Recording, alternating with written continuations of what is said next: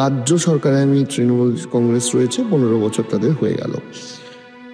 আপনি সিপিএম এর রাজ্য সম্পাদক হিসেবে সরকারের কোন কোন পলিসির সাথে একমত নন?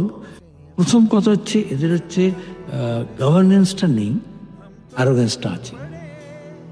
অথচ দরকার রাজ্যের মানুষের কাছে more of governance, less of arrogance. এই যে হম্বি তম্বি করা, মত এখন যে মুর্শিদাবাদে গিয়ে যেমন দেখাচ্ছে, কিন্তু আসলে তো মুর্শিদাবাদে যখন দাঙ্গাটা হলো তখন তো ফেলিওর নয়, অ্যাবসেন্স অফ গভর্নেন্স। পুলিশ প্রশাসন বলো, সরকার বলো, সাধারণ প্রশাসন বলো, মন্ত্রী এমএলএ এমপি বলো, পুরসভা কাউন্সিলর, যারা এত মাতব্বর, ভোটের বুথে একদম ঢুকতে দেবে না কাউকে, তারা কিন্তু দাঙ্গাবাজ এখন বলছে বহিরাগত, দাঙ্গাবাজে ঢুকতে দিল।